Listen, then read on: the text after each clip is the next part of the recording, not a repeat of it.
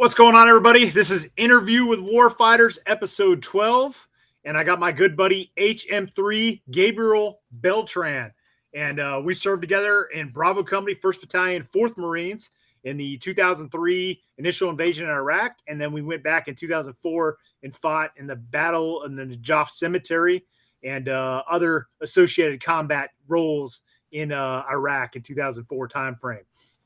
But Doc is going to be the very first U.S. Navy corpsman to come on this Interview with Warfighters. I can't believe it's taken so long. Doc, welcome on to the show tonight, brother.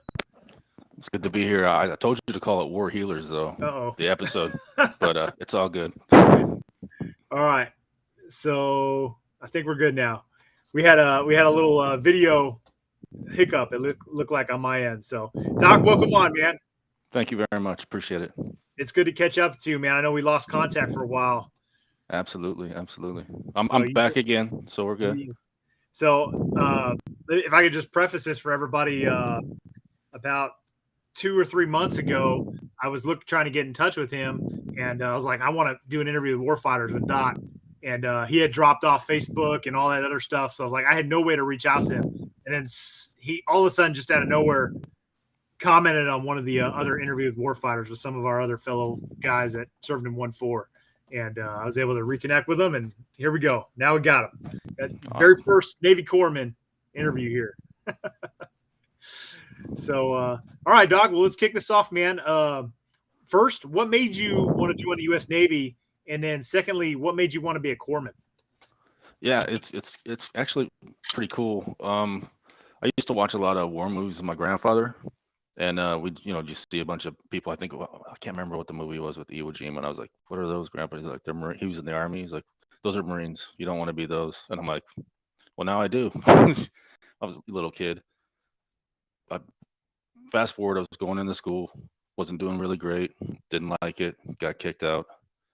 My mom gave me a decision. It's either get out of the house, essentially, or go to this technical school, which I did. It's a technical school for like masonry, plastering, construction work. So I went there and did that, and graduated, became a plasterer, and essentially, and it was like 1999, and I went to work for a construction company. I saw everybody around me just miserable, cranky, didn't like what they were doing.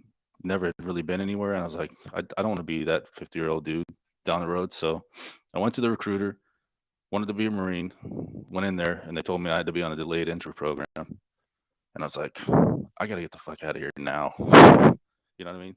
So I went down to the fucking Navy recruiting officer and talked to him, and he was like, yeah, come on in the door. And you know what I mean? We talked, started the process, and he started showing me jobs. And I was like, well, what's corpsman? And he's like, oh, you don't want to do that? I'm like, why not? He's like, they're around Marines all the time. I'm like, that's exactly the job I want right there. He's like, are you sure? I'm like, yeah, yep, that's my job. And then, that's pretty much how that started eventually. I went to boot camp in Great Lakes, did that for 9.2 weeks.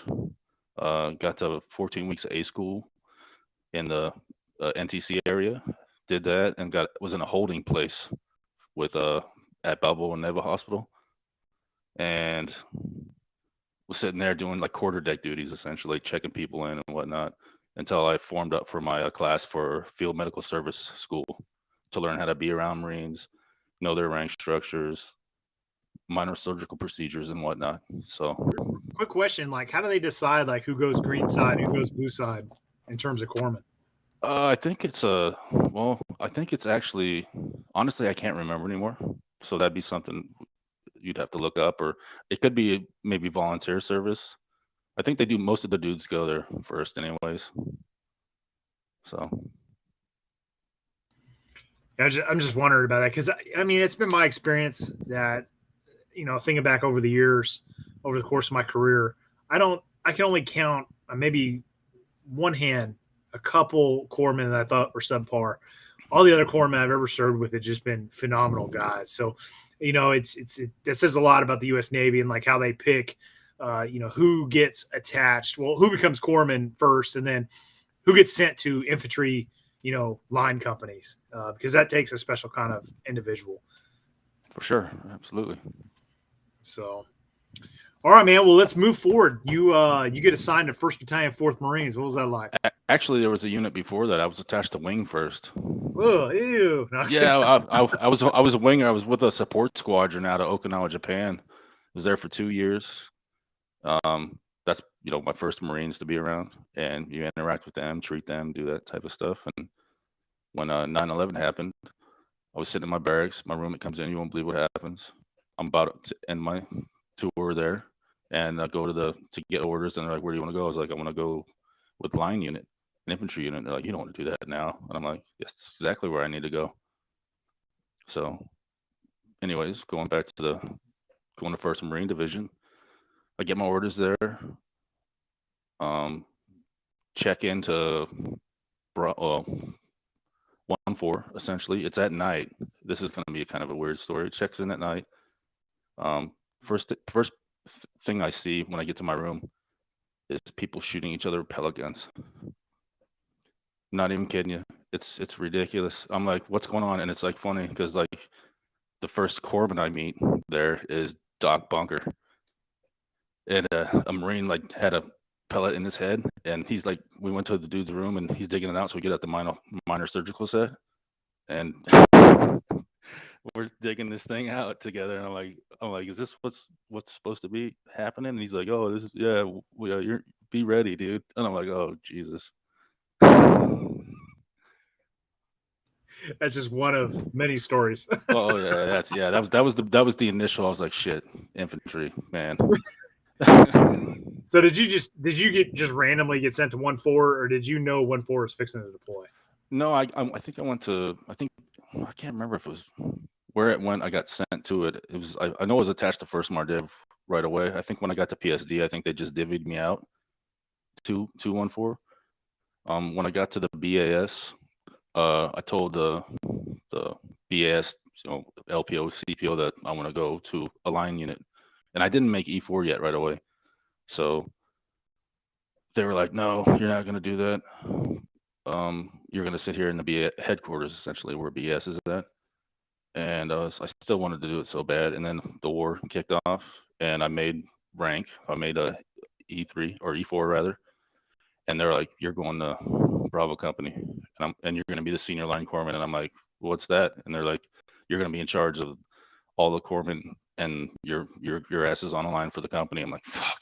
I'm like, holy shit.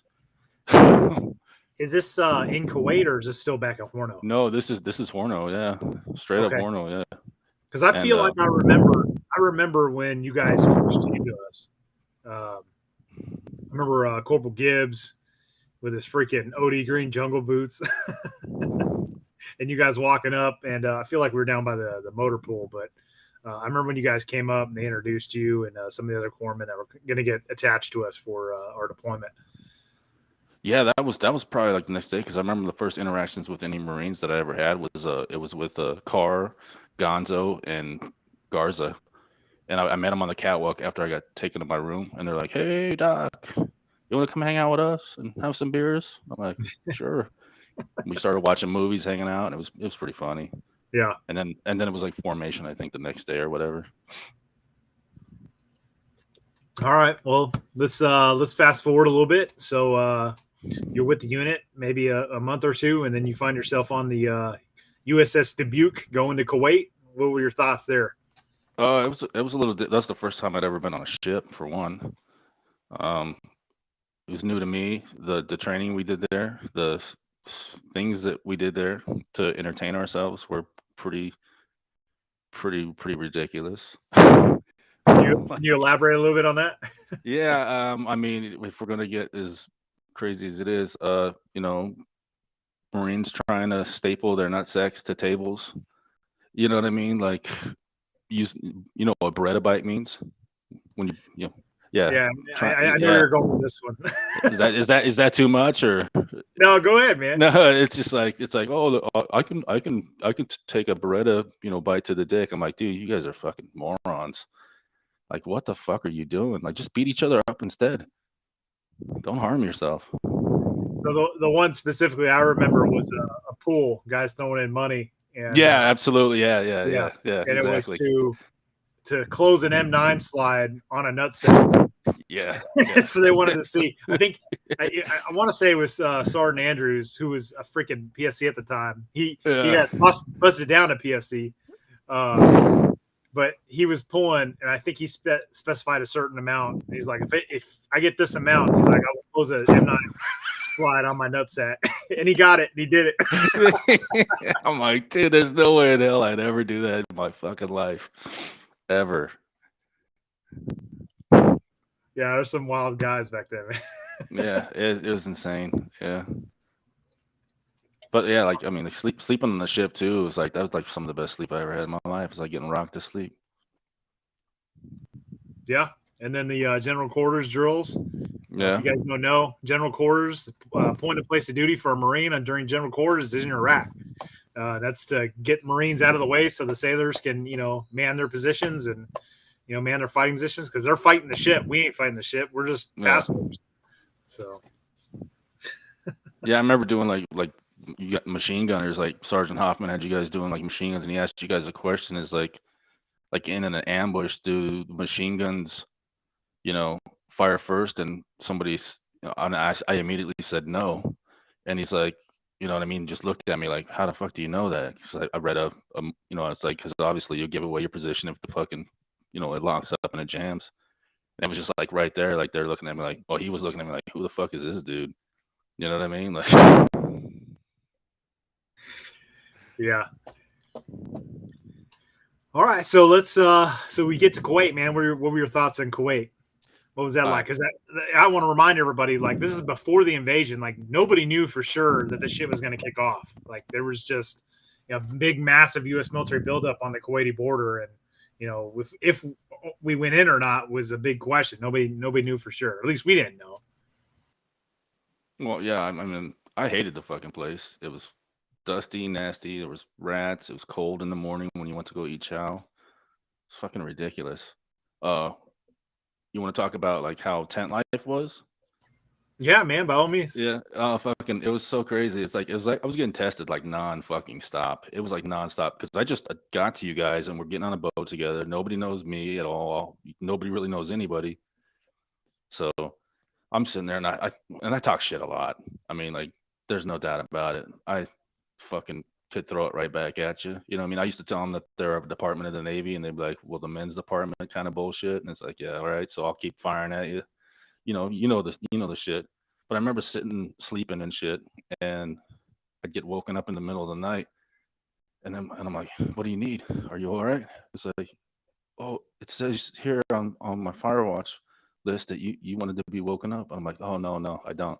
I go back to sleep. An hour later, fucking happens again. And I'm like, because I got to answer. Maybe they are actually hurting, And it was like, it got to the point where it was like the fifth or sixth one. I'm like, what the fuck do you want, asshole? Are you all right? And then it became fucking morning time, or morning. And I'm like, what the fuck? And like, they're like, Sergeant Hoffman's like, did you like your wake up calls, Doc? And I was like, well, fuck. I don't know if I told him fuck off or eat shit, but he's like, Conky, go choke out Doc Beltran right now. And then this fucking monster comes at me. And I'm just like, what the fuck are you talking about here? And I'm like, so I got to fight this dude. And I'm not fucking big at all. I'm like this scrawny little fucking weed looking thing. So I'm trying to fight this dude, get overpowered, get, and it wasn't bad. I was just like, I was fighting back. It wasn't like I was like, just let him do it. And then I was like, and Sergeant Hom was like, well, what now? And I'm like, I said something probably stupid again. And then it's like Mongo fucking comes at me. I've seen you guys talk about him. I got stories about that dude. And he just comes and he's like, he's looking at me like, I really don't want to do it, but I have to. Just like, what the fuck? And it finally ends, and I was like, whatever. And it was just like nonstop fucking with each other. That type of shit. I was like, I think it was just more of like, and it happened even in theater too. Like, I got a story about that too. But it was just like, all right, motherfuckers, I'm here. I'm still here. I'm not gonna run away and cry. Suck my cock. You know what I mean? Like, fuck off. For those of you that don't know, like, the Marine Corps does not have their own medics. Like, the Navy provides corpsmen, which are medics. Corpsmen is what we call them, and they're attached to us. I mean, they're essentially infantry guys. and they're treated as such. So it's like, here's Doc, a Navy guy, gets attached to a bunch of Marines, and it's like, Marines don't cut Navy corpsmen any slack, man. they're gonna fight and they're gonna grapple with the rest of us, and especially brand new ones. Yeah. So, well, dude, one thing I remember that really stands out about Kuwait before the war kicked off is do you remember those huge sandstorms that would roll in? Yeah, they were ridiculous. Yeah, and then like dudes would wear their gas masks to go to the fucking porta shitters, and they had to say like, no, quit wearing your gas mask, go to the porta shitters, because you're gonna need those. We can't get them like damaged and unserviceable. But I mean, it was so bad. Like the sandstorms was just awful. You could barely see your hand. Can I talk while you're talking, or? Yeah, it might cut out, but go ahead. All right, and also like when their tent poles came down and your tent fucking collapses, you got to go out there and fucking restring that shit. That shit was ridiculous. I'm like, man, this fucking sucks ass. Right in the middle of a storm, that would happen. So, oh, my dogs are going nuts. So, lead into the invasion. Well, the invasion to me, I mean, like, fuck, we were just on tracks moving for a while. I think LAR fucking, well, it all started with Safwan Hill, really, essentially. Wasn't that getting smoked? Like, that was like the key target at first, and then everything was just blowing that shit away. Then we were moving up. Like, we were, go ahead. Oh, yeah. Well, no, I was going to say, I remember we got a big speech from the company commander, Captain Gomez, and then they made a breach. They made a breach in the Iraqi lines, and then we punched through the breach, and then they were blowing the fuck out of San Juan or San Fran. Safwan. That's what it was. Yeah, Safwan Hill. They were hitting that sucker with tomahawks, airstrikes. Already, they were blowing the fuck out of that place because it was supposed to be a big enemy LPOP and defensive position and stuff like that. So they blew the fuck out of that place. Yeah, I mean, they blew the shit out of that, and then we're going through there thinking we're gonna have to do anything, and nothing's really happened. And mind you, we're all crammed into these fucking tin fucking cans with fucking everything we possibly could need. You know what I mean? But we're like, it should only have like what was it slated for, like 20 infantrymen, right? Everybody's like stacked on top of each other, contorted like puzzles.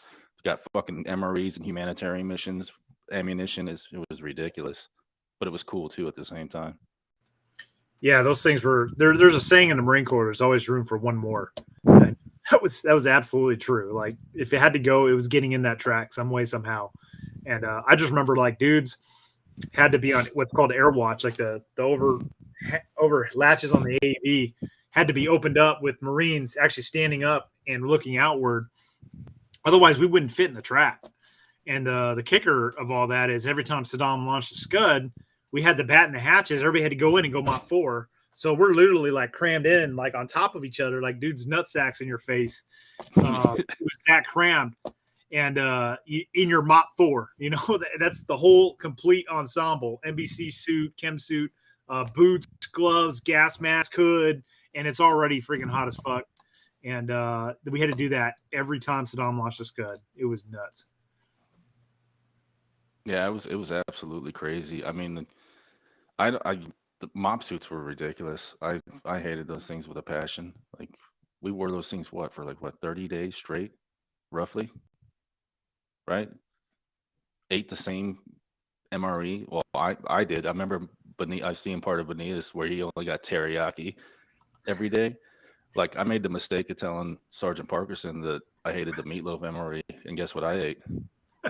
Fucking meatloaf MRE for fucking, what was it, 28 fucking 30 some odd days. And I even tried to make it awesome by using like an M&M cookie as the bun.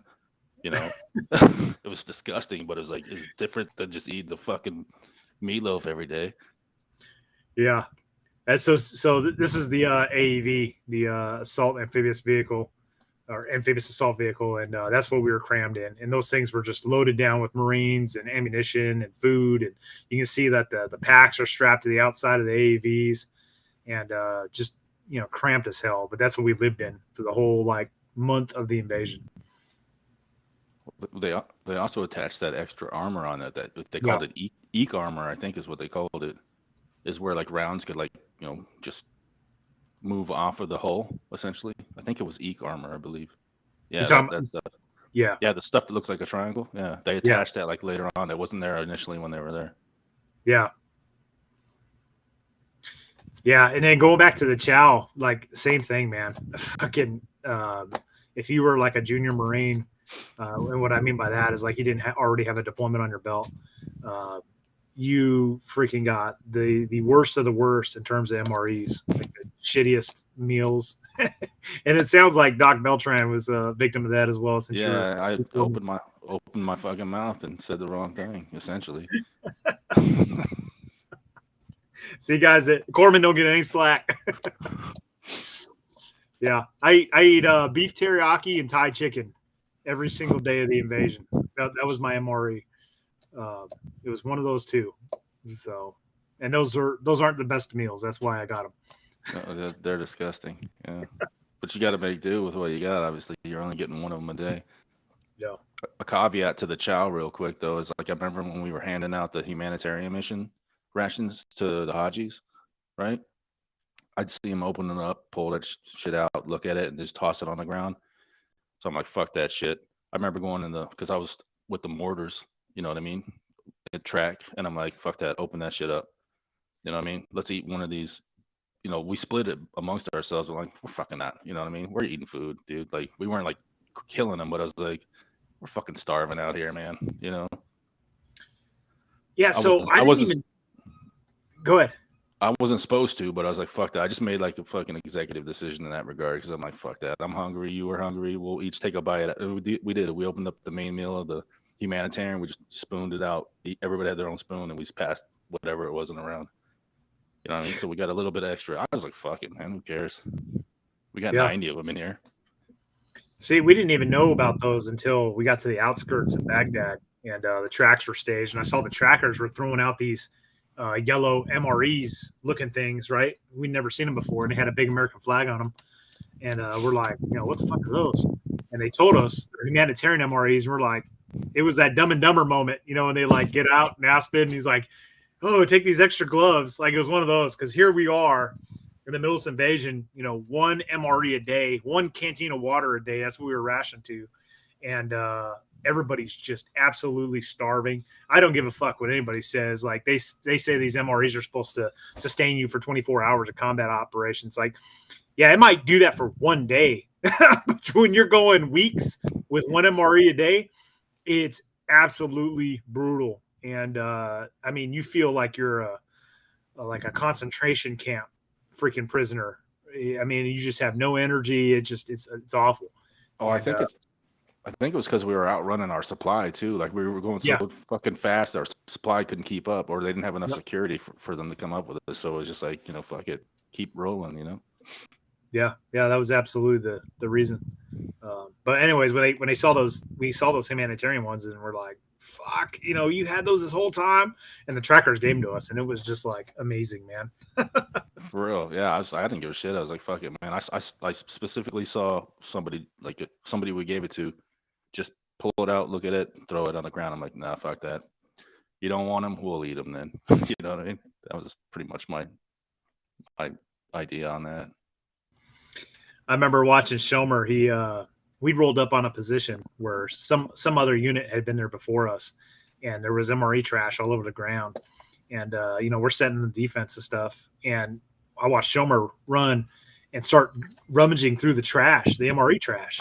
And we're like, what the fuck is this guy doing? And then he comes back with like a whole bunch of stuff, like, stuff that people that are well fed discard, like the white rice, the stuff that you would normally, if you were in the rear training, you'd be like, I don't want to eat that. Yeah, they rat fucked it. Yeah, that tells me they had plenty of chow. Yeah. And Nate comes back with all that stuff, and we're just like, oh my God. like a little pack of rice was like freaking gold at that. Yeah, for real. Shit was nasty as fuck when you ate it, but it's like, fuck, who cares when you're hungry? Right. Yeah, it tasted like a freaking steak at that point. So well, tell me about the first time you experienced combat during the invasion. I think the first time I remember fucking we were taking fire, like everybody jumped to the ground, and I don't know if it was, I don't know what officer it was, but the fucking dude was still standing straight up, dude, like walking around like he owned the fucking place. I'm like, dude, we were getting shot at, man. I'm thinking in my head, I'm too far away from him, and he's just sitting there like, I'm like he's trying to direct something, and then he finally gets to the ground. I'm like, Jesus Christ, dude, who the fuck was that guy? You know what I mean? Like shit, and you can see shit moving around, and like everybody's starting to shoot. I can't remember even where that was at, but it was just like that was the first thing I saw was everybody dropped to the ground, fire was coming, and then this dude's just walking around like John Wayne and shit. I was like, I don't know who the fuck he was. It could have been Lieutenant Colonel Mayer. You know what I mean? Like I don't know. I was just it was unbeknownst to me at that time, but I was like, or this dude lose his mind? You know what I mean? To me, that's what I was thinking. I'm like, that's crazy, dude. You guys taught us to get the fuck down when you hear shit, you know? Yeah, it's easy. It's easy when you're in a leadership billet to kind of get sucked into directing guys, right? Because you're looking, you're seeing where your fire teams are, your squads are at, you're seeing how everything's unfolding, and you're just like your own personal safety like starts to fall in the back of your mind because you're so concentrated on fighting with your elements.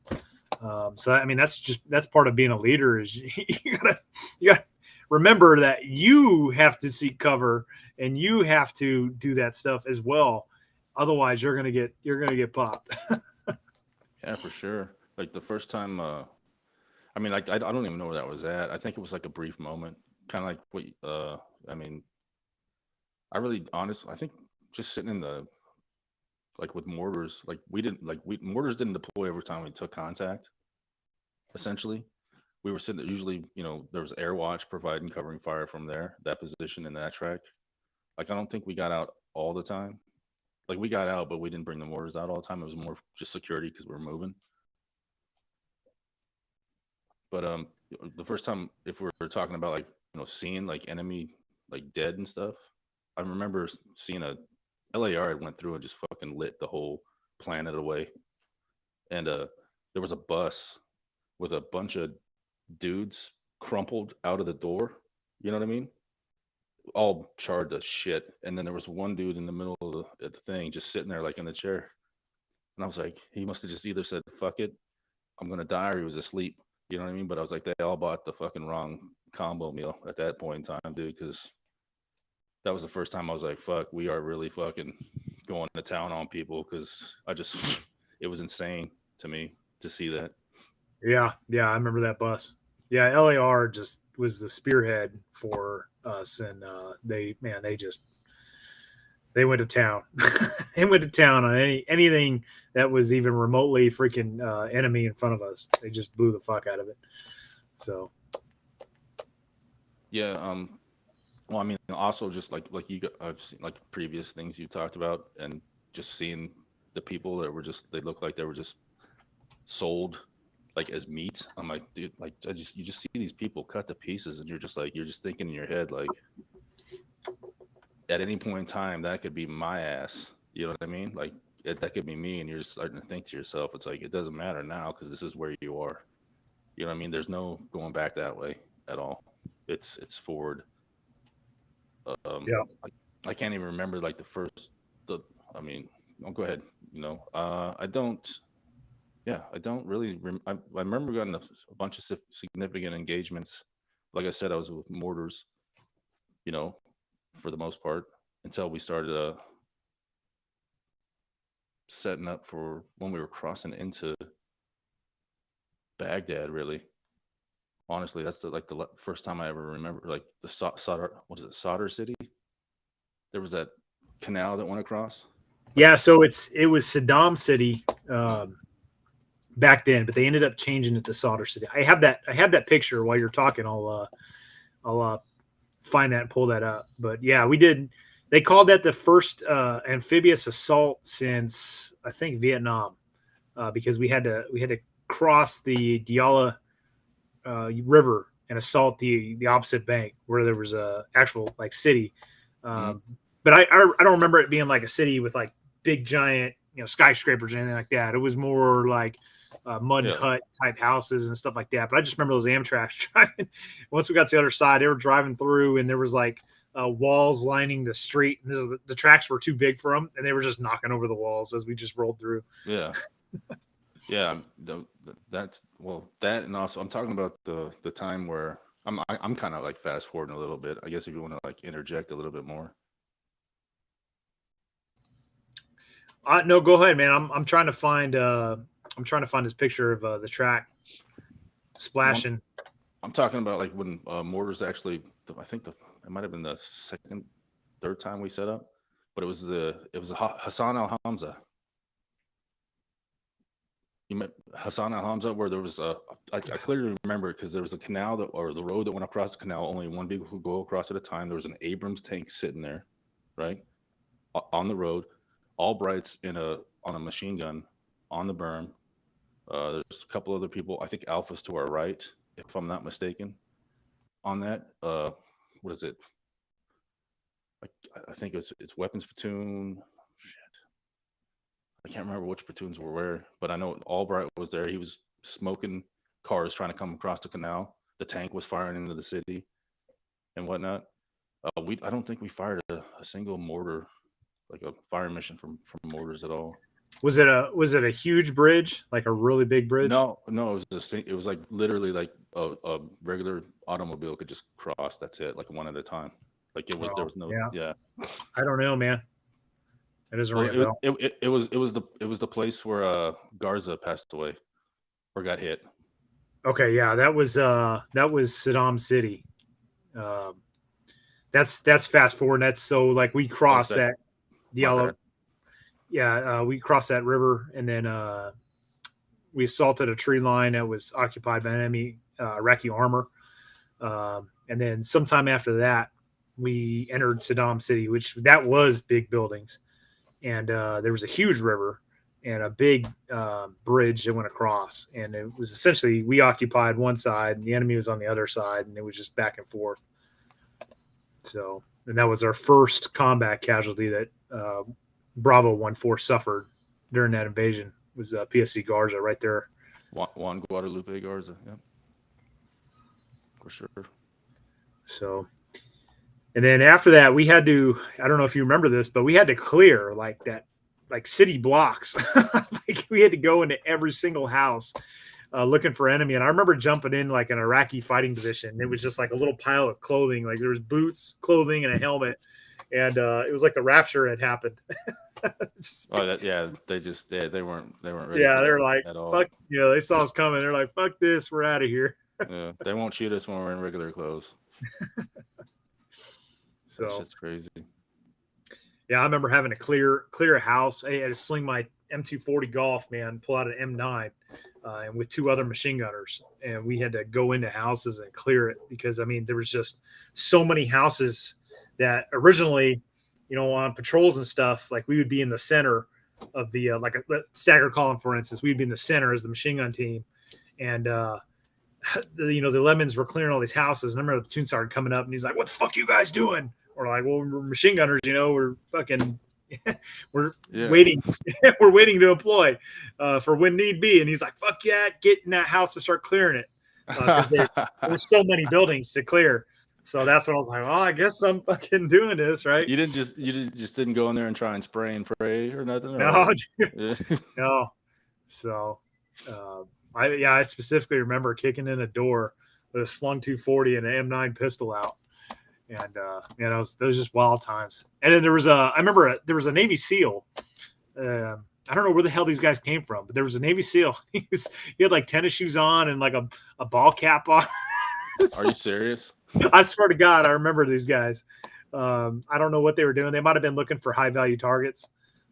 You remember that playing cards deck? They had all like the Iraqi high officials and stuff. I don't remember that at all. Yeah, there was a deck of cards. I got a set in you mean like it was like King, Queen, Jack? Yeah, and with on their every names? Yeah, and picture. So on every card was a high value target. So it's like Saddam was like the ace of spades, and like his head honchos and like his top generals and shit like that. Were all on one of those cards. So I remember that now. Yeah. Yeah, I would assume that those SEALs are probably tasked with looking for high value targets, and that's probably what they were doing. Jesus, So that's I, crazy. I just remember looking down and seeing these dudes like tennis shoes and like, who the fuck are these guys? With better gear than we have. Well, I don't know, man. I mean, they weren't wearing any body armor. Like they were just wearing deuce gear and like ball caps and stuff. Like, yeah, to each his own, man. But we're in the middle of a city, like hooking and jabbing with the enemy in mount. Like, I'm gonna fucking wear me some body armor in that conditions. Yeah, for sure. So, um, I think that was pretty much like major combat operations because after that we ended up at the cigarette factory. You remember that? Yeah, yeah. That's when we wasn't that where we got our first shower, I think, as well. Yes. Yeah. Yeah, Talk about that, man.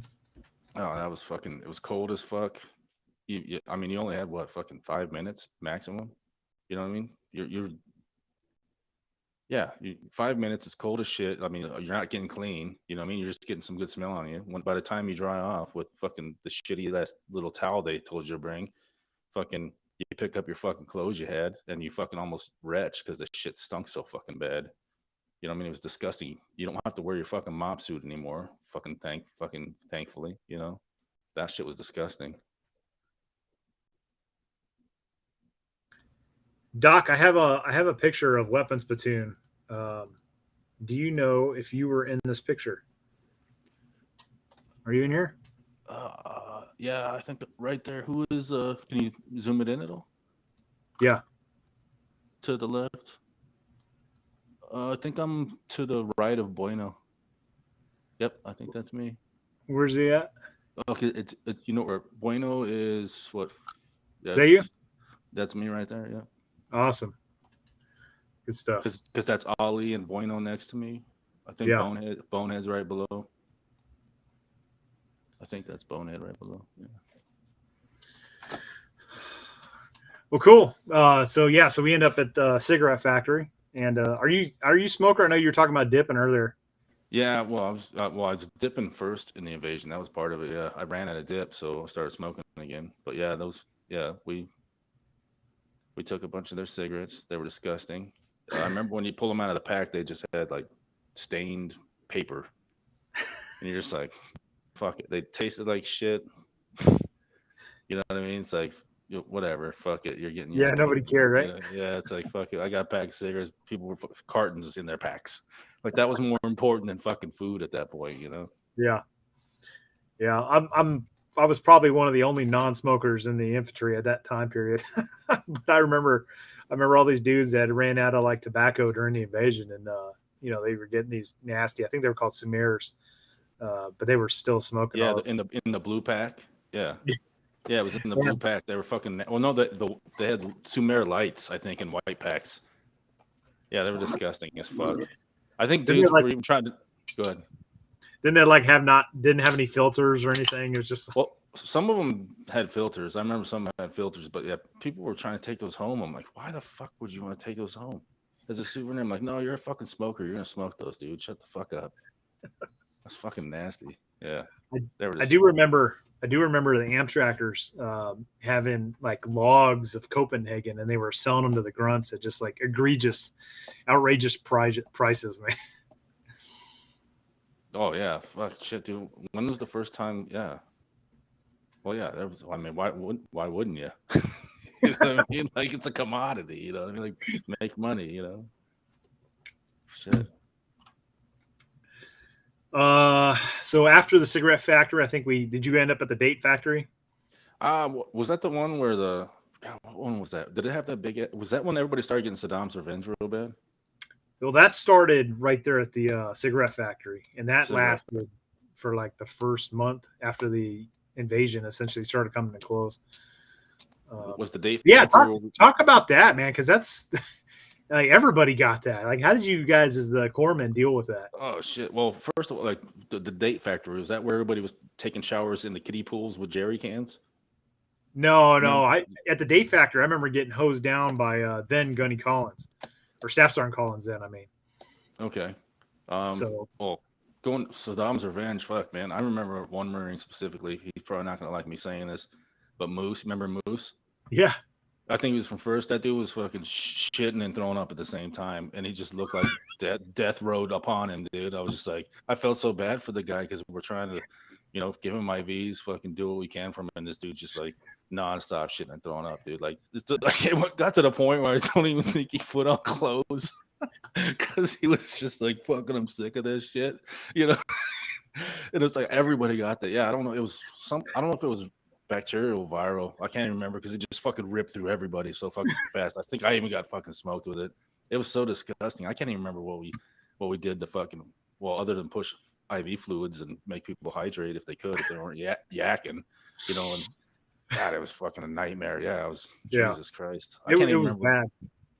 It was disgusting. I mean, like everybody got it. Like everybody got it. I remember. I think Gunny Moe, like he got it. And you could just see him. He looked like he was about to just. He was like he hated life because he probably wanted to get on people, but he's like, I got to go back to the toilet or some shit like that. I remember watching. At some point, we went on a big like company wide patrol, and we occupied this old school when they were sending out patrols one platoon at a time. And I remember as a machine gunner, I was set up on top of this rooftop, and I watched a patrol leave. It was a whole platoon, and then that platoon comes back, and there's one Marine that looks like he's wearing a diaper. And I was like, "What the fuck happened?"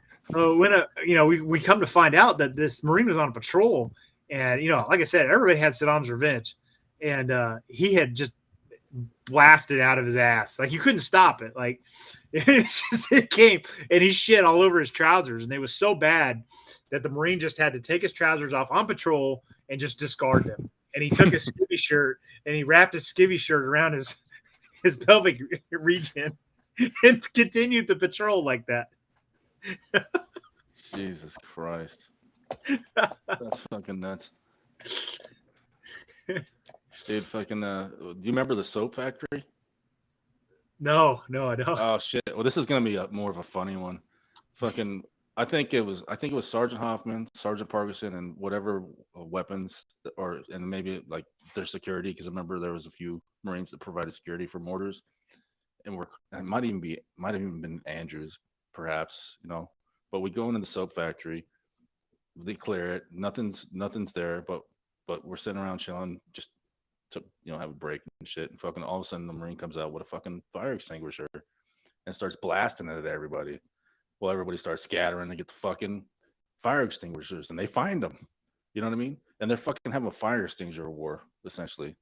Well, until fucking, I don't know if it was Andrews, whatever Marine, they come out with a man-sized fucking fire extinguisher. I mean, this thing's the same fucking height as them, and it's blowing out this blue fire retardant powder, and they're like hitting each other with it. I'm like, what the fuck, man? These guys are dumb, And they're trying to hit me with it, and we're all running around like we're playing a game. We're out in fucking war, you know what I mean? Well, the shit ends at that point, but they find boxes of fucking soap. So they decide to fucking throw soap at each other. Like hard, not like fucking just toss it, like to catch it. They throw it hard. I was like the worst fucking snowball fight you've fucking ever been in your life. Because I got hit with like two of them. I was like, fuck this, I'm done. I'm going over that way.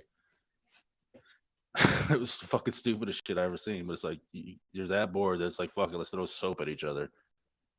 Fucking morons, man. Yeah. Do you remember the UN? There was a UN building we occupied for a short period of time. Vaguely. Are you talking?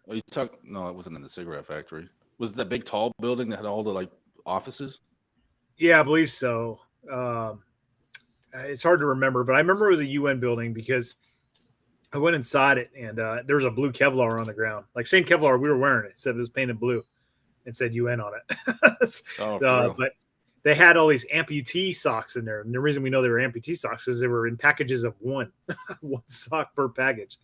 And by this point, you guys remember, like, this is at the end of the invasion. Like, there was no laundry during the invasion. Like, we stepped off of what we had, and you wore what you had for the entirety of the invasion. Like, you didn't do fucking laundry. It's like you rotated your socks. So all our socks were just absolutely disgusting. Like, if you were to turn them inside out, they probably had like inches of like skin from your feet attached to them. And our feet were just like trench foot. They just looked awful. And I remember throwing my sock into the fire, old sock, and it just like it was like it was alive. It was like I guess it burned. But once we got those amputee socks, man, we put those on, dude. Our feet were like 100% better, and like we're cured immediately. It was crazy. Well, you remember not wearing skivvies either. Like you finally are tired of the nasty fucking ones stuck to your body. You're just like, fuck it, I'm going fucking commando from now on. Like Yeah. fuck it, like, who gives a shit? Nobody's wearing skivvy shirts. They're just wearing their camis. Yeah. Do you remember dudes just, lined up, squatting down, taking shits on the side of like the road where the convoys were passing through? Yeah, just like with the ammo can cases, the wooden ones. Remember those ones? Yeah, Yeah. People are just right in front of everybody. Doesn't give a fuck. Just dropping them. I can't remember who it was, but we're all in a line taking a shit, and this convoy comes by, and it was an army convoy, and there was like female soldiers like driving. And what's funny is this scene is in Generation Kill. I saw this clip. I actually haven't watched Generation Kill like from start to finish, but I saw this one clip, and it was like the same fucking thing that happened to us. Like we're all online taking shits next to the road, and like this army convoy drives by, and there was like female soldiers driving the trucks. And I don't remember who it was, but one of those dudes, one of those devil dogs, just stands up butt naked because we had the mop bottoms on. They're like overalls, right? You had Yeah. So in order to take a shit, you had to undo the suspenders and pull them straight down. Well, he just stands up and just starts waving them, like cock hanging in the wind, man. Didn't care. Fucking shit butter in his bread. These army convoys are dropping by. Oh my goodness. Yeah. Now, fucking another thing too about just the initial like just some of the guys in your you got. We'll talk about the mortars vehicle. Lee's, remember Andrew Lee's? Yeah. That dude constantly had to be awake all the time, so everybody would give him the coffee packet in their MRE because this dude was like nonstop. Like I felt bad for the guy. Remember what we used to call him? The old man. Old man Lee's. Old man Lee's. Yeah. Yeah, he was 21. Yeah, it looked like he fucking was like 50. Yeah. If I remember correctly, he was like 21 years old, like when the invasion kicked off. Everybody else is like freaking 18, 19. But he was like 21 or 23, like super young, right? But everybody called him old man because he was just older than everybody else. Yeah, I remember there was times we were in the tracks because like going back to the board shit, like people would leave their mouth open, so you just dump Tabasco sauce in their mouth. Just complete dick move shit, you know what I mean? But it's just like you're bored and it's like they're asleep. Fuck it, let's give it a try. Fucking I'm going to some funny ones here. I know you want to talk about some of that stuff, but fucking I remember one time when remember Ali? Yeah. Fucking we're out. I think it was like when you guys were talking about they blew up the tanks and shit when the Smalls hit the tanks because there was enemy tanks, and I think we were going to stand 2 the night when it was pretty much all over. And we're out in the back of it's just a single door that opens off the track. So it's like Ollie's to my right. I'm sitting there. It's Lee's to my left, and I think Cox to Ollie's right. And there's no smoking at night, right? What does Ollie do? Fucking starts lighting a cigarette. And I'm just like stunned and in fucking complete shock. And I was like, I wanted to try and do it, but before like anything ever happened, Gunner Morales comes out of nowhere and fucking uses him like a baton. You know what I mean? And puts him down, dude. And just fucking, and I'm just like, that's what you get, dude. That's exactly what you get because you're going to just fuck this all over. You know what I'm saying? I just thought it was funny. You know what I mean? It was like, I had to say that. Freaking Warfighters, man. I'm telling you, it was a different era. Yeah. He's talking about retired Sergeant Major Morales. Yeah, guy was just a fucking legend. So yeah, and you don't smoke at night or use lights. That's simple principle. Right. Yeah. Yeah, there was some definitely mistakes. So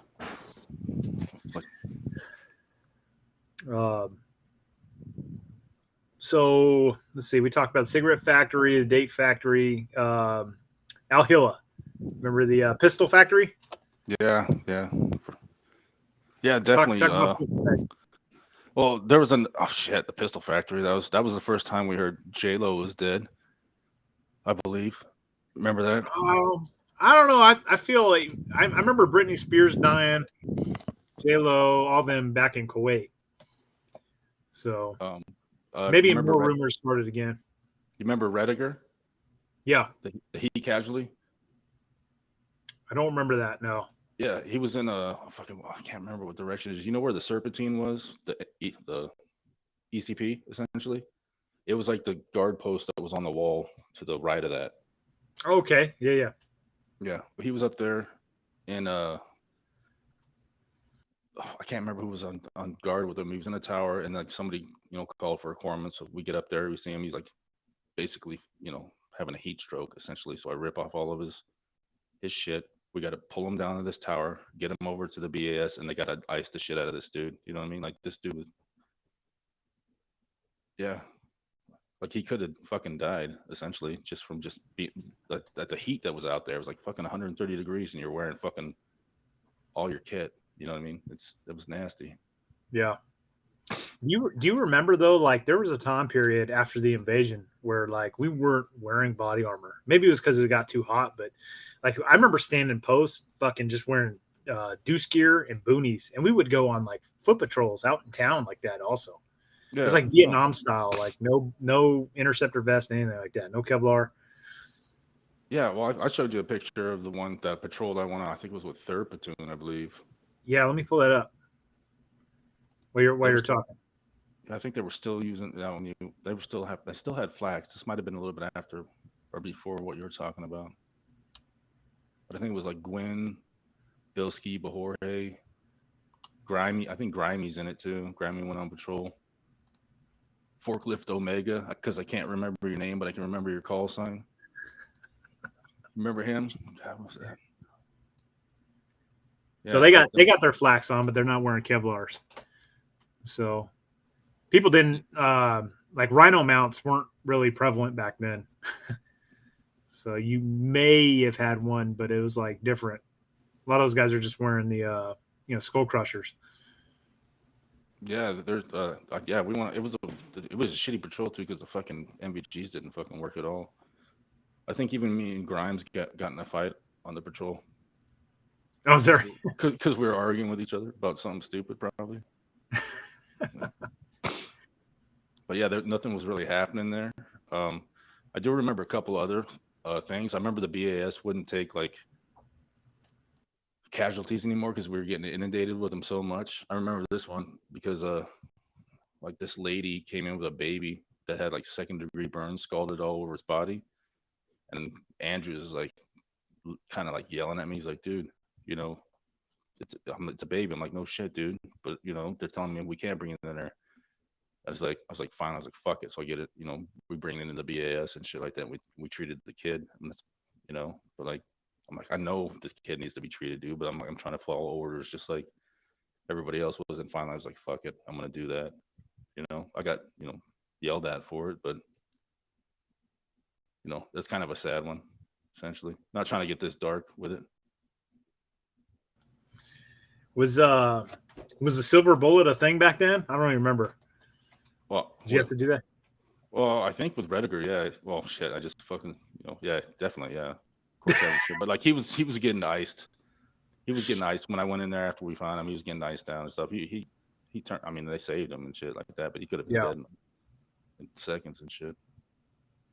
Did you have to do any casualty care or anything on any like enemy prisoners of war or anything like that during the invasion? Not EPWs. It was more of a, just like civilians that just had injuries and stuff like that. Because people would come up and want you to check their shit out. There was children that you mind you too, like all the everybody's looting everything. Their hospital systems aren't working. There's nothing there. And it's like some of these injuries you try to treat, and you just like know immediately that they're probably not going to make it. Because we'd either push on or they couldn't just sit there and stay with us indefinitely. Do you remember? I know we kind of talked about this last night when we kicked off the invasion. Like corpsmen, they're considered non-combatants, and you guys had like a pistol for self-defense. But it's like once we got to Iraq and we transitioned, from invasion to stability and security operations, like I remember they gave you guys M16s. They're like, well, you will carry an M16 as a corpsman. Well, yeah, I was like, fuck no, I don't want one, but it was, it was mandatory, but it's like, that was A2s, I think, at the time. Yeah. I told you that. I was like, yeah, why do I got to carry all this extra gear when I'm carrying all this extra shit already? But yeah, it was, fuck, when did that happen? It wasn't initial. It wasn't initial because the pistol factory, that one with Andrews and Depew, I'm still carrying just my service pistol. So yeah. it had to have been a little bit after that. It must have been. I think it was at when we got to Hilla, so it was like halfway through the deployment. So let me pull up that picture you're talking about.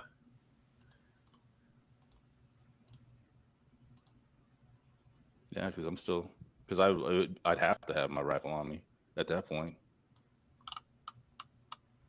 Yeah, there it is. Are you left-handed? Yep. Huh. I'm not trying to zoom in on your junk or anything. I was just trying to show your pistol. You were. You wanted to see it. Yeah, so this is Andrews. He's a big dude, and when we first checked in there, he was a PFC, and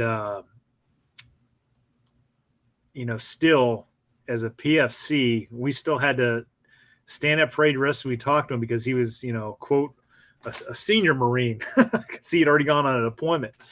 But just a great guy, and we'll get back into him. But he had gotten in trouble. He got an NJP'd and busted down before we got there. So he ended up, picking up rank and everything. And he would end up being our section leader, machine gun section leader going into OIF 2. Just great guy, real big guys, real physical guy. We'd always have to fight each other, just, to harden each other up. And old Doc Beltran here is unfortunately assigned to weapons platoon, and he'd be dragged into that. Had to do it all the time. It was constant. Yeah. I felt bad for like the dudes that weren't into fighting, like grappling and stuff. Like a lot of the mortarmen probably fell into that boat. It's just like those dudes just got their asses beat, daily, constantly. And they're just get to the point where they're just like sitting there just getting punched. Well, I mean, you got to do that. I mean, you got to get tougher, but it's like, yeah. But it was like sometimes it was just like nonstop for fun. I mean, it was for fun because you're bored as shit anyways. Fucking, I don't know. I remember me and Depew, fucking the guy that was to the right of me. We used to fucking get in arguments and fucking, fight all the time. He's got Depew. Yeah. It's just everybody did that shit. You know what I mean? Like there'd be even frustrations too. Or we'd start like squad brawls or some shit like that, where it's like somebody's talking shit and it's like go over and fuck up the other squad or the other platoon. Yeah. That's a funny dynamic that you bring up because it's like in weapons platoon, you don't have squads. You got sections, right? So you got the machine gunners, you got the assaultmen, you got the mortarmen. And then all together we make a weapons platoon. And like we would all fight each other, right? So it's like machine gunners are fighting assaultmen fighting mortarmen, and vice versa. But if anybody fucked with one of the weapons Marines, then it was a platoon on platoon thing. Yeah. So it's like it didn't matter if you were a machine gunner, an assaultman, or mortarman. It didn't matter if you guys were fighting 5 minutes ago. If somebody jacked with weapons platoon as a whole, the machine gunners, assaultmen, and mortarmen were now all in one, and attacking, whatever, 0311 rifleman platoon that was. For sure. It was just great dynamic. Yeah, I don't really. Yeah, I mean, pistol factory. We did a few patrols, dude. I don't think we really I think it was more mobile than it was foot mobile, really. Yeah. We. I remember there was a National Guard unit that was getting hit pretty hard, and we would roll out. We would go up there. We'd have to drive, however many hours to get to their AO, and we'd help them out because I remember they had lost a guy because back then like IEDs weren't a thing. The big enemy TTP was that they would get on overpasses with RPG-7s and they would shoot RPGs at convoys that were passing by, and they had lost an Army guy from that, and we rolled up there to help them out, and I remember doing that quite a bit. So Here's a picture you sent. I believe this is the Pistol Factory. Yeah, it is. In Out Hill. I don't even know I who wonder. painted that.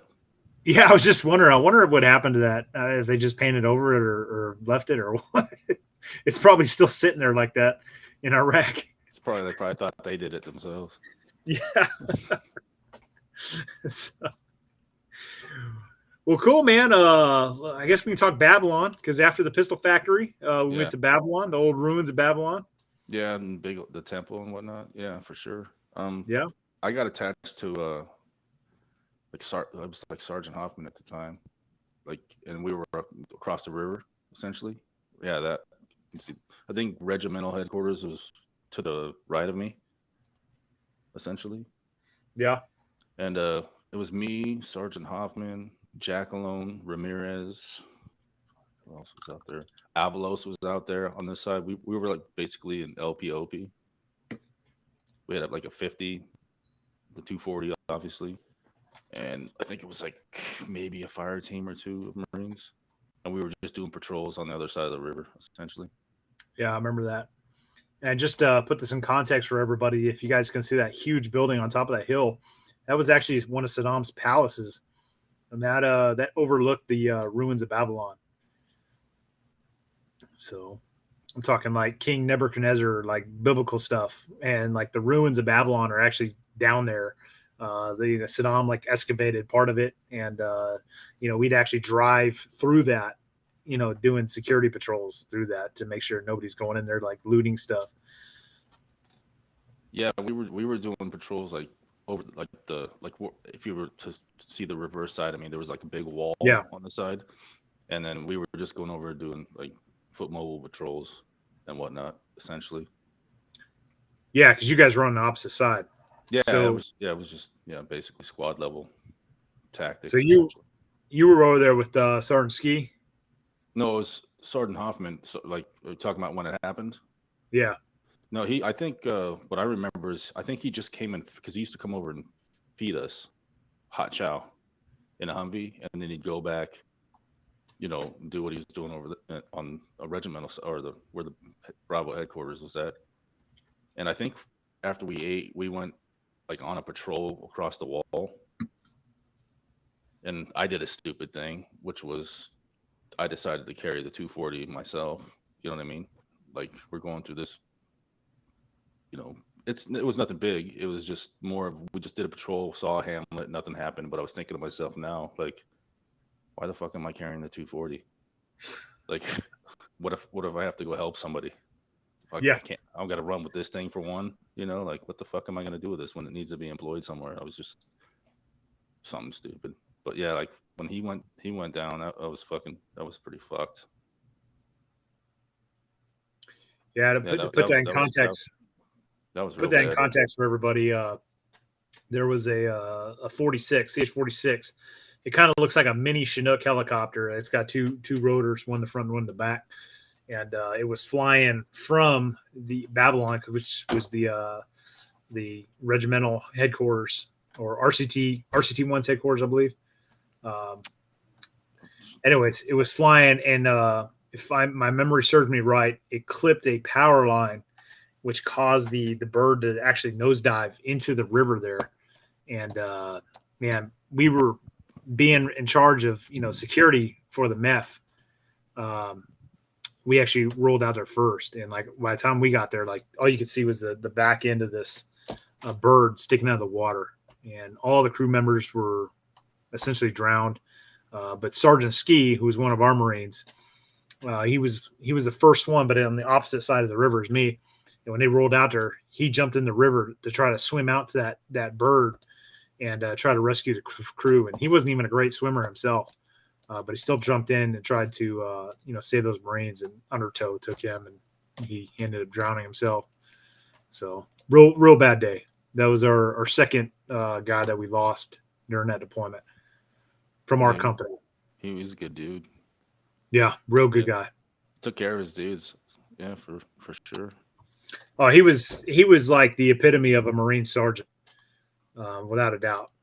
Yeah, I remember when he like basically, put me in my place for a second because we were walking up to where that palace was at, and I think it was like a couple Marines were like falling out a little bit, and like, what the fuck are you guys doing? Like, let's get the fuck up here because we were just going up there to look and see what it was like because we didn't get a stay in there and shit. Yeah. And he looked at me. He's like, Doc. He's like, remember when you first got to Bravo? And I'm like, yeah. He's like, remember when I took you on your first run? He's like, I was like, yeah. He's like, you fell out. I was like, Roger that, Sergeant. You know what I mean? Like, he's just fucking straight up. You know, he's like, he'd call you out. You know what I mean? If you were fucking up. Yeah. Good dude. I think they even put him on he was like on a magazine cover too, I believe. Well, I It mean, Time. It was like Time or Life or Time or People magazine he was on. did they? I think I'm pretty certain that they did. I mean, I wouldn't doubt. Look at this warfighter, man. He's just a fucking American hero right here. You know. So when I had Nate on here, we shared a story. The barracks we stayed in, it was like a Jack and Jill bathroom. Like 2 barracks rooms were connected to one bathroom, and we had to share a bathroom with another room that had a bunch of NCOs in it. You know, we were freaking, PFCs, Lance Corporals at the time, and Nate goes next door and he's like, or no, I think it was Sergeant Ski asked for a cigarette, and Nate's like, "Well, what are you gonna do? What are you gonna do for it?" And he's like, "What do you want? Money?" And he's like, "No, I was thinking like push-ups or something." You gotta remember, like, Schomer is a freaking PFC at the time, and Sergeant Ski is a freaking goddamn sergeant of Marines, and he didn't hesitate, man. Sergeant Ski commenced to whooping Nate's ass. It was great. But me seeing Schomer, my peer, getting his ass beat, like I had to jump in to fight alongside him, right? Because he's my. Oh, you went at it with what? Oh, that's sweet, dude. Well, yeah, but so I jump in, Nate's in there. We're hooking and jabbing with these NCOs, and they're fighting us. So now it's like Nate and I versus like 4 other freaking Marines, all over this stupid cigarette, man. Just because Nate, he was from Chicago, so it's like he was just being a smart ass. That's Nate. Oh yeah. Like all of you guys were. Weapons platoon was ridiculous. Yeah. Just good times. So. Yeah. Well, yeah. Go ahead. Well, that pretty much wraps up OIF1, man. So what did it feel like coming home? Well, shit, fucking, yeah, I mean, it was good. There was actually a couple times where we were told we were going to go home multiple times, and we got pushed to other places. Yeah. But yeah, going home, it was pretty decent, we got it. Didn't we get like 40 days leave? Was it 30 or 40? I don't remember. Would it have been that long? That seems like a long time. Oh, it might have been just 30. I think it was 30 days though. You talking about going home like just back to the States or like the actual? Yeah, just retrograding back, getting back to the stateside. You just finished a deployment. It was a combat deployment. I mean, back then there wasn't very many like Iraq veterans, right? There was only so many of us. Well, yeah. Good. They had that big parade in Oceanside and all that other stuff. Yeah. Well, no, the people that were there at Horno when we came back too, like families and whatnot. I remember more of the, what we did when we went on Libo type of stuff. Yeah. Yeah, that was ridiculous. Do you want to tell some of those stories before we talk about OIF2? Sure. I know a couple of them. Like, there's the one where, I think it was me, Andrews, Lee's. God, who else was there? It had to have been from weapons. It might have been Ali. It was a couple other people with weapons. We went to a bar in San Clemente. I don't know. There was, we were at the bar, obviously drinking. I think I started shit with some dude. Yeah, I was probably just like shit talking the guy, and I think he got mad enough that he was gonna start running up to me, but like out of nowhere, Lee's does this like super weird haymaker, and just completely misses the guy and falls down. You know what I mean? And the dude ends up pushing me, and all of a sudden, fucking like when I get back up, dude, you just hear this fucking smack, and it's like a pool cue gets fucking busted. And it's like, I think it's Andrews has part of it, and then whoever else picked up the other piece and starts going at the dude. And then there was 2 Marines out smoking, and they come in, and then the dude and his buddy were like fuck no. You know what I mean? Like, I think they just left, dude.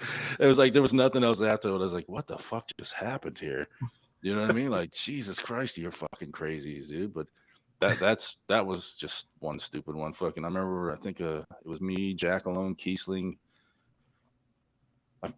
The other two fucking like fail my mind. But we're trying to get back on base. Like, we're all wasted except for the driver. And Jacqueline's passed out in the fucking front right or passenger seat, and we're getting hassled by fucking the MPs.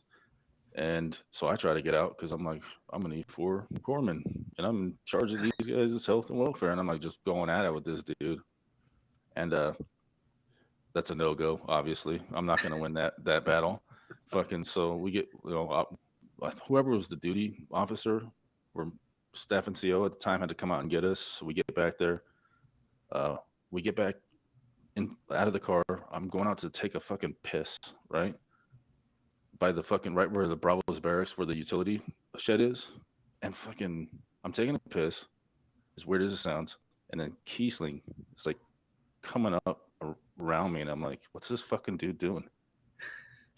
In my head, what's this guy doing? What's this guy doing? And then I'm saying it out loud, what the fuck are you doing? He just comes up and starts cupping my piss, right? Cupping my fucking piss, dude. And I'm like, dude, don't drink that. And he's like, okay. And just throws it in my fucking face. Throws it right in my fucking face. I mean, we're wasted. So I start running at him so I could piss on him. And I'm just thinking, I stopped and think to myself, I'm like, he's already got my piss all over him and his hands. You know what I mean? And it was just that stupid type of shit. You know what I mean? That would happen. And just like, why the fuck was that even something you'd want to do? You know, you know what I mean? Like, what the fuck, dude? But that, yeah, I mean, just those kind of stupid fucking memories, I remember in between deployments, for some reason the MP showed up at the barracks, and there was a Marine on the like third or fourth deck of the barracks, and I was down at the base, and these MPs showed up, and they were talking to a Marine. I think they asked him about something or where they could find somebody. And one of our guys on the fourth story, obviously MPs are not infantry Marines, but the Marine on the fourth story with a beer bottle says, "Fuck you, you fucking pogues," and throws a beer bottle from the fourth story. Jesus Christ. And it explodes right in front of these two MPs. And these dudes, like, I don't remember if they had like nightsticks or flashlights or whatever. They like pull those things out and they go charging towards the barracks. And on each side of the barracks were two like stairwells, right? Yeah. So the MPs are going up this stairwell, and then that Marine is coming down on the opposite stairwell. So then he takes off. So I can't remember who it was, but those kind of shenanigans were always alcohol related. yeah, it was nonstop. Yeah, tornado in people's room if you left their fucking door unlocked. Yeah. All right, man. So let's start fast forwarding, and you find out you're going to redeploy back to Iraq. So the Iraq invasion. Let's go ahead. There's a story to that. Like, I was supposed to actually get out, actually. So I was leaving the BAS took Basilone down to PSD to pretty much EAS. Yeah. But I was like, I think I went to say goodbye to a few you guys. I can't remember who. It might have been like McConkey and most of the weapons. Didn't just like say goodbye, and that's because I'm gonna ES. So I get driven down to PSD, and like by the time I get in the door, the PSD, I just think to myself, I'm like, these motherfucking dudes are going back again. You know what I mean? Like, I can't leave them. So I fucking extended my contract to go on the float with the Mew. Nice. But I got attached back to headquarters with BAS for a while, and I was thinking, because that's when Botch Race took over Bravo. I think Botch Race took it over.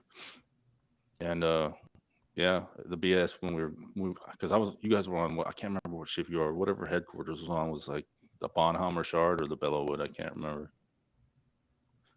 But once we got back in theater, I told them, I was like, I want to go back to the line again, and they said where, and I was like, I want to go back to Bravo. And you know, I get there and Botch Race is like, well, here, you want it back, like senior line? And I was like, no, dude, you got it. You know, I mean, I'm not going to take that from you once they gave it to you. So they put me in Yeah. the dirty turd herd, third Make that platoon. funny. So were you on the Denver? I can't remember what headquarters was at. Like, yeah, the BAS was on. I can't remember. It might have been in Denver. It was on a completely different ship than the rest of the Yeah, company. yeah, absolutely. I didn't get to you guys till we were in theater again. Oh, I had no idea. Like so long ago. All right, well, fast forward, man. Let's talk about you get to Kuwait. So we took a ship. Well, unless you got a story about Hawaii, because we stopped in Hawaii to do some training. Well, yeah, it's like a drunken story, but that could Yeah, be that could be for another time. That might take up a lot of time. That'll take up a lot of time. I remember being in Hawaii, and we did however many days of training there, and then at the very end, we were supposed to get like 2 nights of liberty, and I got super sick. I think it was like strep throat or something, and this was right before Libo, and I was like, oh my god, like I got to go on liberty, and I went to the corpsman, and I'm like, Doc, you got to hook me up, man, and they gave me some stuff, and they cured it up. So it wasn't Motrin. I don't know Yeah. what it was, but it worked. That next night, I was out at the bars drinking with the guys. Would they hit you in the butt with a shot or Yep. what? Yeah. Yeah. Right on. Yeah, mine was a little more in depth, man. Like when we were supposed to be back on ship the next day to float away, I was still in my civvies having fun. Oh Jesus! Yeah, it was funny. Did you get in trouble for that or what? Yeah, I had to start working the night shift and shit. Yeah, Oh, yeah, it was pretty ridiculous. Like I'll have to tell you some other time. It's just a long story, dude. gotcha. All right. Well, let's fast forward to Iraq then. So, did some training in Kuwait before we did a huge convoy back up to Najaf. Yeah. So, were you on? Because I know not all the platoons did the convoy. Some of them did helos in. Did you do I a don't. convoy or did you get a boat? I think third did a convoy. I'm pretty Did you sure. I don't convoy? remember. I don't remember flying on helicopters at all. Yeah. So I definitely was on that convo because I remember it. It was brutal. Do you remember those little pillows they sold in the PX? Little tricolor desert pillows. Yeah. So I remember seeing Andrews, who by this time was either a corporal or sergeant, I can't remember, but he went to the PX and he bought like 4 of those little tricolor desert pillows, and then he took like 100-mile-per-hour tape and taped them together, for this convoy ride. I was like, oh, that's freaking genius. So it's like all of us did that. We had these like little desert camo fucking pillows that we were sitting on because you're sitting on those like palletized seats in the back of a 7-ton. Yeah, they're disgusting. Yeah. Yeah, driving across Iraq like to get to Najaf. So it was freaking brutal. So, but anyways, we get to 5 Hotel. That's the forward operating base that Bravo Company 14 was operating at.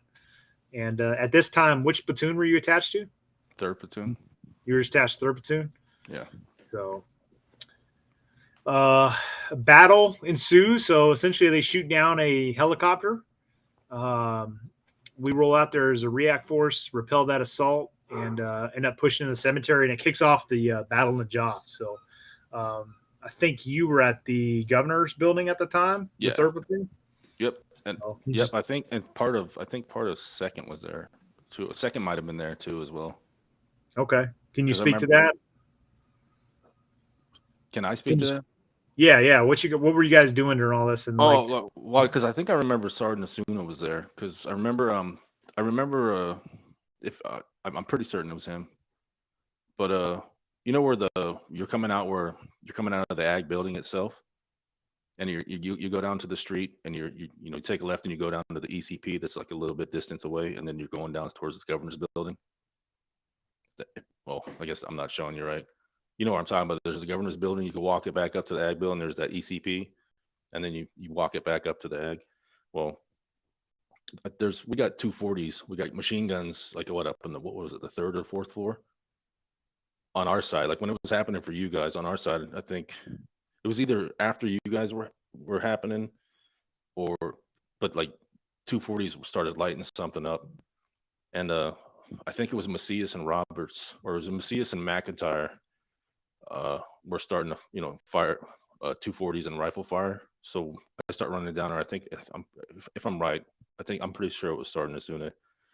I thought he gets hit, but I think he like fell, and so I start grabbing him. He's like, "I'm all right," and so I run down to where the ECP's at, and I'm standing up looking around where the what were those things called with all the sand and the wire? I can't even remember anymore.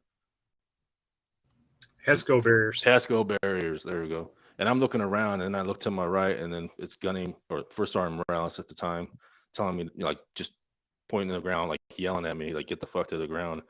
And we're just sitting there, and we're taking fire from that for a little bit, and then that stops, and then I think QRF. I'm pretty sure fucking third. I can't remember if it was third or second. It was QRF, and they started fucking going to town, and then we started doing what we were doing at the ag building.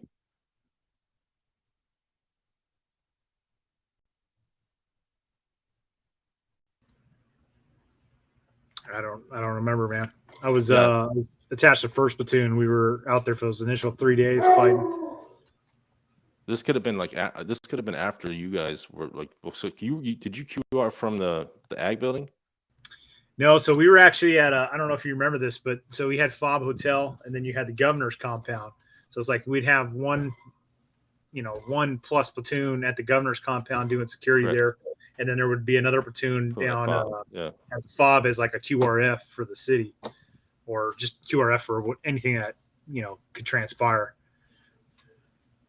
So yeah, like when you guys engaged though, were you I can't remember if you were at the ag building or you were at the ag building when you. So we were third was probably at Fob then when you guys got engaged. Well, are you talking about in the initial part of the battle on the jaw? Correct. Yeah, we rolled out from Fob Hotel on tracks.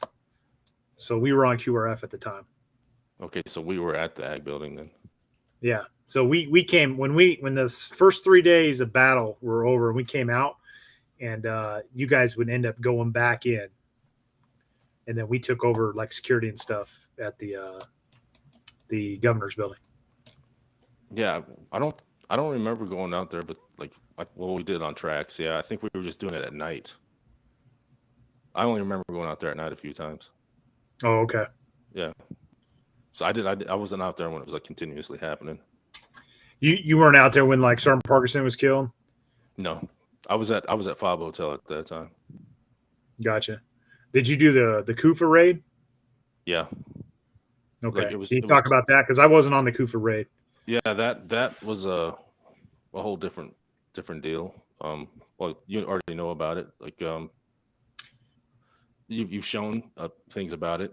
But can you just recap? Because I know there's a bunch of people that are watching and probably don't know. This might be the first one they've ever watched. Okay. Well, the technical college, essentially, right? That's where pretty much most of their forces were at, essentially, roughly. Yeah. I know third was there. I think it was could have been second. Yeah, second as well. Yeah, second was there, and we just were engaging the enemies, trying to destroy the buildings and fucking killing them all and destroy the buildings. I think there was even didn't a Cobra came in? Yeah, these motherfuckers were going to town. Yeah, I'm not explaining it very well because I'm trying to, like, I'm not, like I'm going around to see if people are okay. And this is actually it was Cobra because I remember the fucking rounds were just raining down on the fucking ground, just pinging everywhere. Yeah, it was like they had gotten intelligence that the the Mahdi Army had this big staging area at this Kufa Technical College, and the company minus our platoon, because our platoon was combat ineffective, and after those first 3 days of battle in the Najaf Cemetery, like we had numerous combat casualties. We had our platoon commander was hit by a mortar.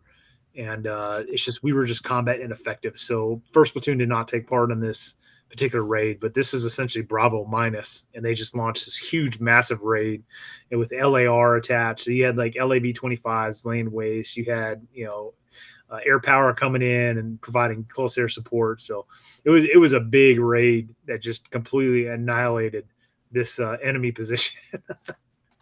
Yeah, because I remember fucking. They also like because I don't know if like you remember like when you used to have to like say how many rounds you used or see how many rounds you had left after you were done.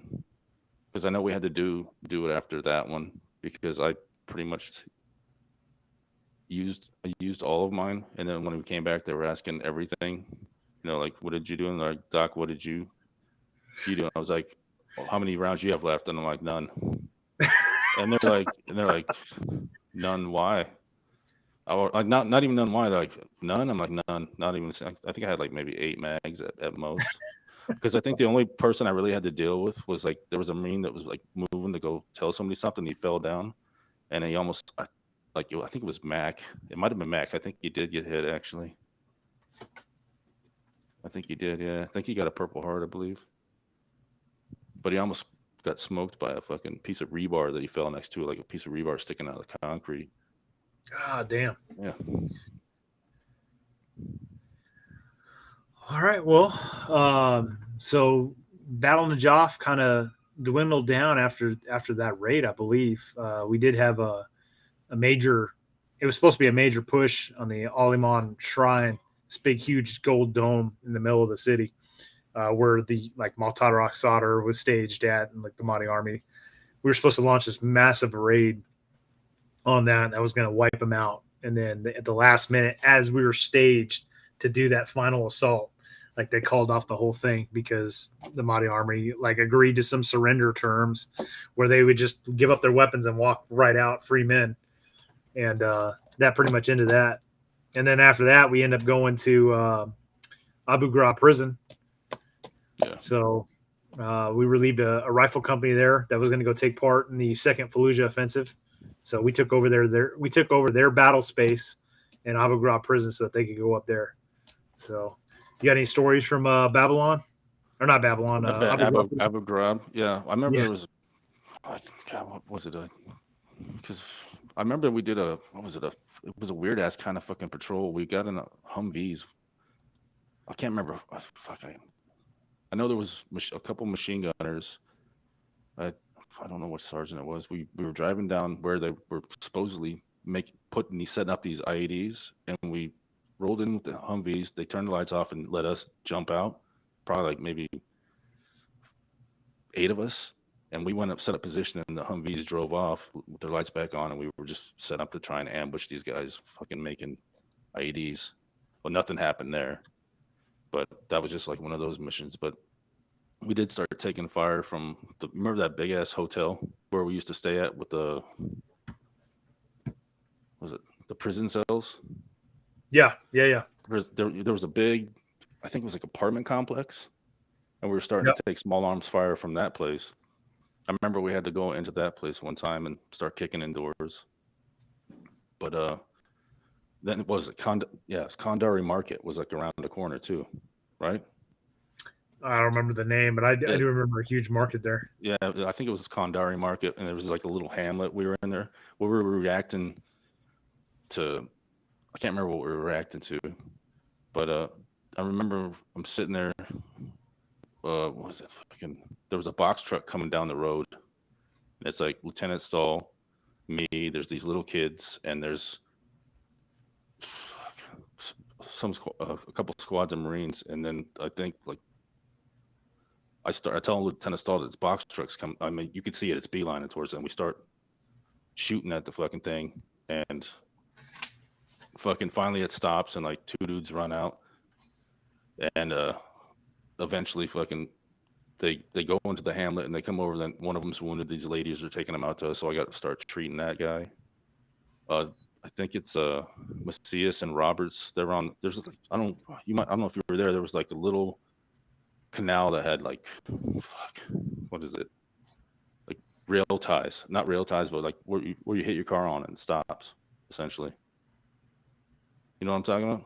Yeah, I don't know what the hell those are called though. Yeah, But yeah, it's that, and then you have to essentially run around because I think they were taking small arms and RPK fire from the market itself, and then I went over to see what they were doing. Nothing was happening to them.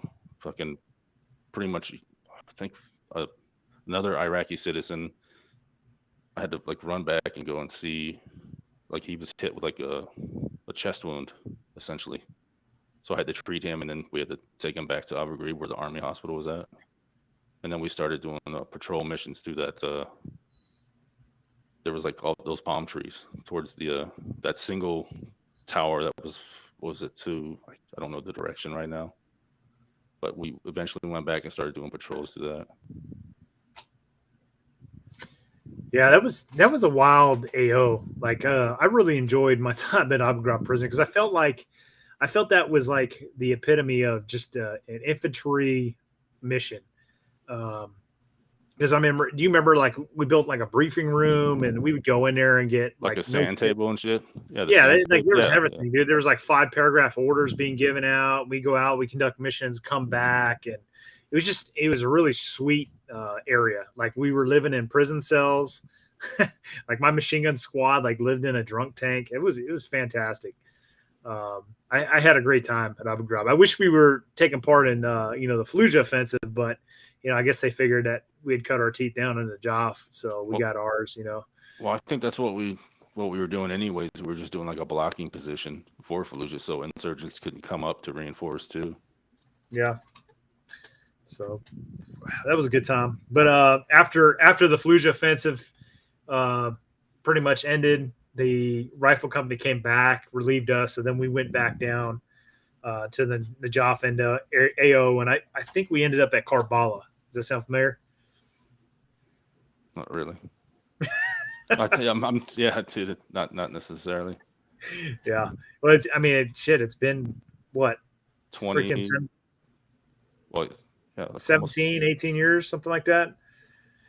So, 04. Yeah, so it's about, yeah, roughly, yeah. So, yes, that's pretty much it. Karbala was just, kind of a cakewalk. It was just not necessarily like a rear echelon, but it seemed like a lot less was going on down there in terms of like enemy activity. So I'm not sure where this picture was taken at, but was taken somewhere in OIF. Yeah, I think that's OIF1, probably the tents. Looks like a tent, yeah. So, well, cool, man. You remember coming back to the States second time around? Yeah. How'd that go? I think we just partied mostly. Yeah. Yeah, I think it was just like nonstop of that. The change of command was odd. Like in the BAS, we like all of our staff, or our chief staff, was gone. Yeah. And at the time, I think I wanted to re-enlist, but I don't think I really had the opportunity, really. You know what I mean? What made you decide to like call it quits? I think it was just a few things at home. My mom wasn't feeling too well and whatnot, and yeah, I'd already been over there like 2 times, so it's like why keep pushing your luck? Yeah, I had so when I came back from my second deployment, I had just met what would be my wife, and she's a knockout, and I'm like, shit, I ain't gonna do any better than this. Yeah.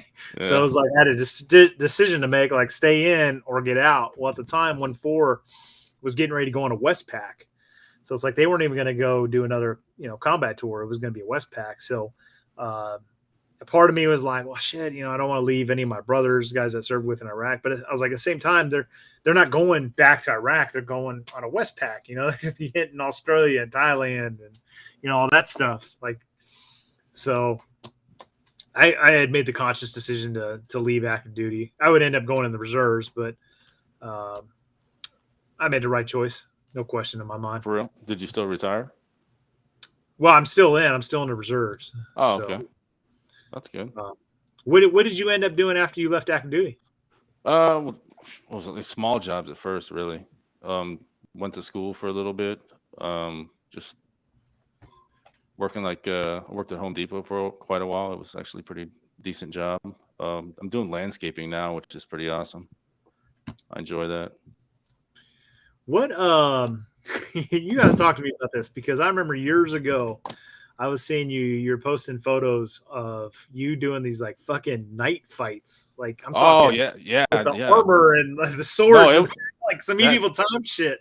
yeah, that was I did that for a while for like a whole year. That shit was like legit. Like I thought I was just I thought it was stupid, but like you're literally getting hit with like heavy steel weapons, and I mean they're blunted and stuff, but yeah, Yeah. they'll leave marks on you even with the padding and the armor. Like it's gross. What? It's like it's a submissive game essentially. How does that all work? You could do like one-on-one duels essentially, like for Yeah. points, or you could do like 5v5 versus 21 melees. So like you try to like take somebody out by making them submit when you're hitting them, throw them to the ground, take them to the ground, essentially. Yeah, yeah. How long? I did it for a year. I was chasing basically, the shit we were doing. Yeah. Is what it was to me, anyways. That's the thing, man. Guys that have been in combat, like infantrymen and stuff. It's like war is hell. It's terrifying, but you will never experience a high like that, no matter what you do in life, and Yeah, like you will miss it. yeah, sports. I mean, sports is there, but like it's never gonna be ever anything Yeah. to what you Well, ever. your life isn't on the line, So Yeah, and losing people. You know what I mean? yeah, Essentially, that's what sucks. Like when Harv was gone, I was fucked up, man. You know what I mean? yeah, That made that's right. that's what made me fucking angry, dude. That's why I just started shooting at everything that came at me, essentially. Like the truck, fucking. I was like, with the technical college, I was like, fuck it, I don't care. I mean, you killed another one of my Marines, man. That was fucking enough for me. So Yeah, if we didn't go into detail over it during the battle of Joff, we lost. I think at the time he became the assault section leader, but during OIF1 he was the mortar section leader. But Sergeant Hoffman, or not Hoffman, Parkerson. Parkinson, Sergeant Parkinson, just another patriot, another freaking warfighter, and he was a mortarman, and he was actually killed by an enemy mortar. Like the irony in that. Yeah, right. That's ridiculous. Yeah, freaking unbelievable. Yeah, because we were at hotel when he was brought in, and that's when I just was like, fucking, I was done. Yeah, Fucking around. Like I wasn't trying to like I always tried to be like funny and like a jokester and shit. I think that's when I just like stopped being that dude.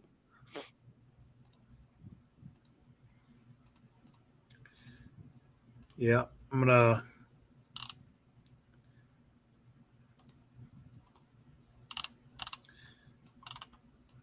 Sergeant Parkinson right there.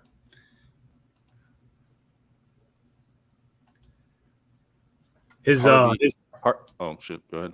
I was gonna say his father actually was a Marine and served in Vietnam. No, it's Harvey Emerson Parkerson. Harvey Emmerich Parkerson III is his full name. Yeah, Awesome motherfucker. yeah. He was good to go. He's the dude who gave me I made the mistake of talking about the meatloaf MREs about. became like one of my really good friends. You know what I mean? Yeah, he was like he was hard on us when we were like junior Marines and stuff, but like during OIF2, now was our time to be the senior Marines, and I mean, just guy would give you the shirt off his back. He's just an amazing Marine. So, well, cool. I want to end it on a good note, brother. So, what do you do nowadays? How you doing after all these years? No, I'm pretty good. I mean, like, you know, I mean, you think about it, you know, you're sad about, you know, some shit that happened, but you try to like be a decent person. You know what I mean? Like the people around you love you. You need to show them that you can get things done still. So Yeah. like work at a landscaping company. It's actually really cool because like I'm digging in the earth, moving around constantly, job to job with a bunch of people who talk shit all day long. So it's like being around jarheads again. So it's kind of motivating in that regard. Yeah. So, and it keeps me physically active. Well, that's good, man. I'm glad we got to do this. I'm glad we got to catch up. Awesome. So we just we can't lose contact again, man. Not ever. So I enjoyed it, man. Thanks. Yeah. All right, guys. Well, that is Interviews with Warfighters, episode 12. HM2 Gabriel Beltran, United States Navy. Attached Bravo Company. Oh, sorry. Fucked it up. HM3.